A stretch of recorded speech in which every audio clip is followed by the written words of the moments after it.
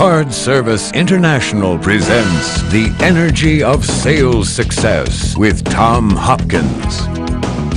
Session 4, The Presentation, Perfecting Your Presentation Skills. Gain sales presentation skills that capitalize on the fact that all merchants want to be more successful and improve their businesses.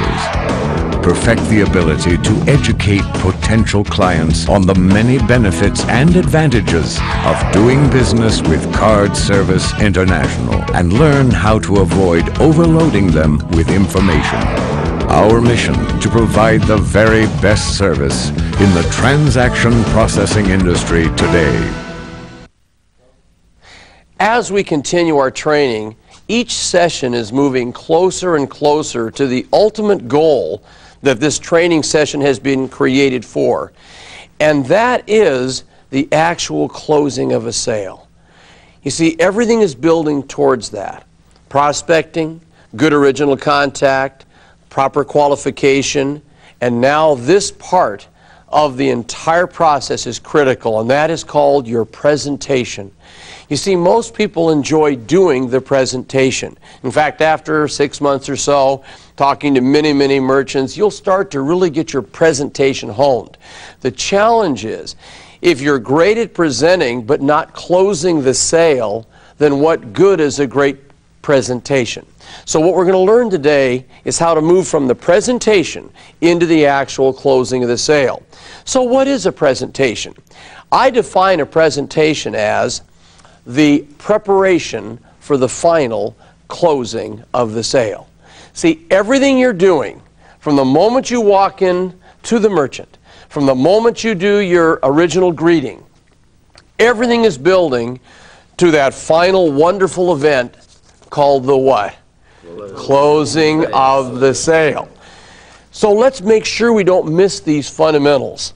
I'll also say that after a while you may get into the habit of wanting to hurry through these steps, and if you skip a step in a presentation, you'll probably not get the closing of the sale. All right? So let's start off with these steps. Step number 1 is you build your presentation on a foundation of establishing rapport. You always establish rapport. Now, we mentioned this in an earlier session. You could walk in with a nice big smile, give them a compliment, discuss something topical. We can't forget that process. Something you have in common with them, letting them know how excited you are about them building a business and how you're there to work with them. So we establish rapport always first. How long does that take? It depends. It could be a minute or two. If they're busy, you may have to be interrupted and come back and talk a little more. It depends on the situation. You'll develop your instincts in time on how much rapport and how long you spend in establishing it. Then we move to step 2. As we've already kind of covered, we have our introductory statement. Remember, thank you for the time we're going to share. This meeting, I hope, will consider somewhat exploratory. Remember that phraseology, that you now say. Then, step 3, you get permission to make notes. Now, this is also something you have to get into your own personality. I always like saying something like this. After I've established rapport, got the introductory statement down, I might say, John, I don't want to forget anything we discuss as we serve you over the years, so I hope you won't be offended if while we chat, I just make notes on my blank pad. Now what you're doing is getting out your what? Friend, and getting them used to making notes right in the beginning. See, if you think about other professions, doctors don't wing it. When they're asking about your symptoms and how you feel, they don't just listen, they're there making notes because they don't want to forget anything, you see. So now we have our friend out, it's right on top of our legal pad. Our application, our documentation and paperwork should be underneath 3 or 4 pages so that when it's time to go into the final closing, we aren't fumbling, we don't ever open a briefcase, it's all right here. Then we move to step number 4, and that is you present benefits. Now, when I say present benefits, You have wonderful brochures. I mean, the company has gone, I think, done an outstanding job of providing you with the very finest, high quality, beautiful brochures. Never forget this, though. We never hand them anything that's printed that they can read until the time is right. If you hand it to them too soon, suddenly they get caught up in that and they're not hearing your verbal presentation, which is building this thing towards the final closing of the sale. I also want you to realize that if you use your 3-ring binder flip chart, if you flip open to different pages, there are 3 things that I think a merchant has to be satisfied with before they can make a financial decision. It's almost like you'd call these 3 things, if you would, the legs that you build the presentation on. That's a good analogy, I believe. The first one is they must know who we are.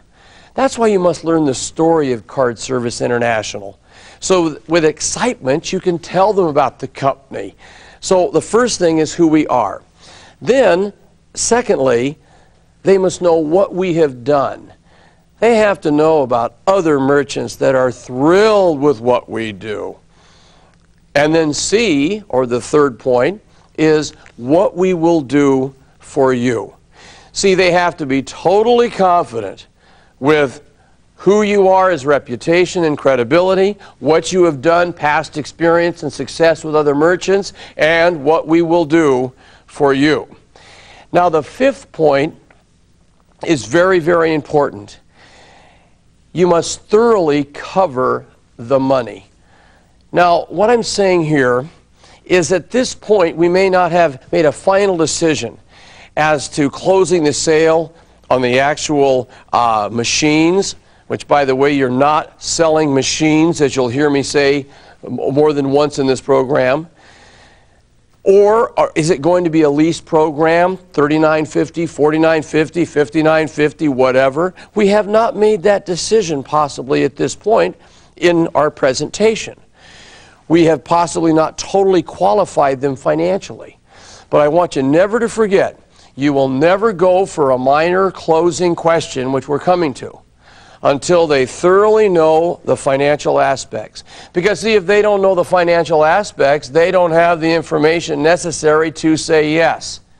And some people skip over the money, try to close.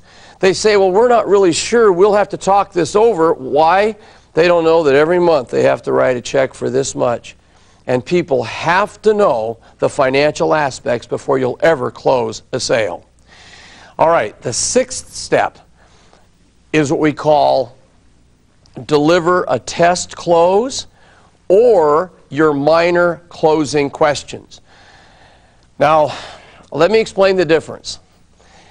A test closing question, or you may have heard earlier in some of your training, the trial close, is nothing more than a little question that doesn't go so far as to ask them if they're going ahead or not, but sees how they're feeling about moving further. And this is not easy to teach, I want you to know that. But a real pro is never blatant and doesn't bluntly come out and say, okay, you're going to buy this thing or not. You see, that is too forceful. A pro asks these little test questions, seeing how they feel about going further. If they get a positive response, they then go into the minor closing questions.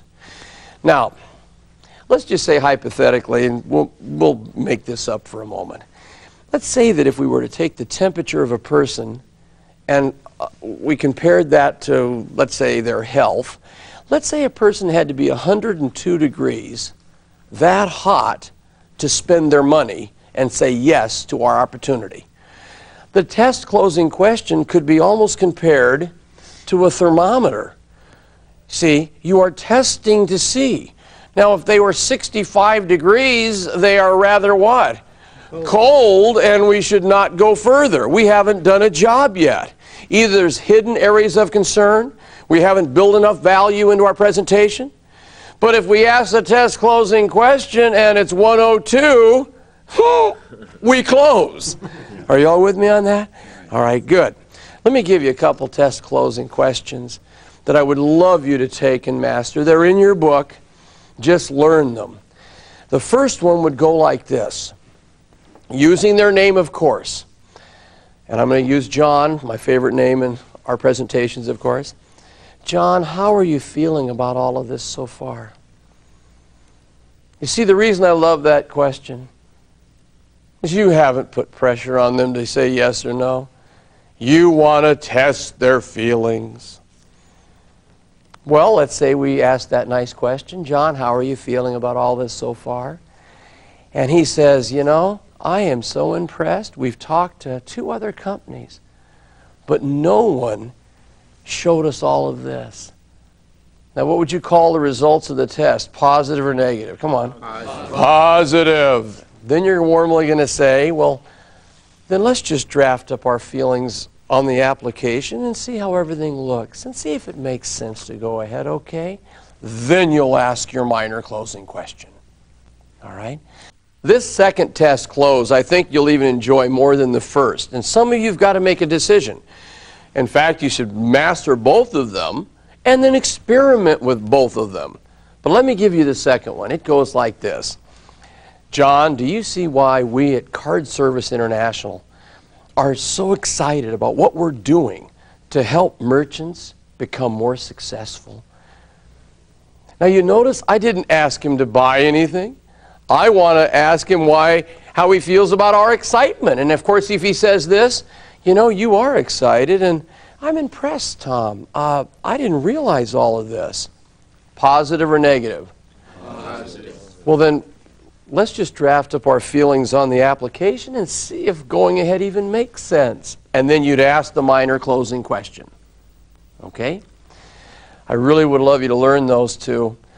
Because see, if you don't ask those test questions and you go into the close too soon, many times you'll turn them off because you didn't move smoothly into the actual final closing. And please realize, the more I've researched your company, having worked for, gosh, almost 2.5, 3 years with you, I have learned the truth. There's not a merchant out there who doesn't want to be more successful, right or wrong.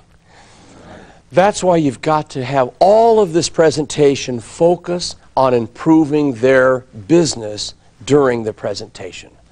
You see, you must educate them on the benefits to their clients of having Visa, MasterCard, debit, check approval, guarantee, all that you do. You are an educator, then a closing specialist, as we're coming up to. Now, I'd like to give you a warning. There's something you must be aware of, and that's what I call information overload. See, many people start learning an industry. Boy, they become knowledgeable. They happen to be possibly the very analytical type. They're great technicians. And all of a sudden, they want to teach the person too much. You see, there are personality types of merchants that want just get to the bottom line. I'm busy. Yes, now I see the value. But I only ask you what time it is, not how do you build a watch, if you know what I mean. So don't give too much information. If you're picking up good positive feelings, move into the close. And if you have to shorten your presentation because they're ready to go ahead, fine. I mean, there are some people that I know in sales that, I mean, they're not about to let that merchant go ahead until they have heard everything. Don't do that. When they're ready, close the transaction, all right? Now, when you do your minor closing questions, and I want to go over this one more time, the test or trial close is a little question to see how they feel about going further. When you get a positive result, your minor closing question is a question, the answer to which is written on the application, and now you've gone from giving information into the physical closing of the transaction. Now, here's when you can be hit with objections or areas of concern. And if you remember the triangle, this is where usually they will say things to stop you from going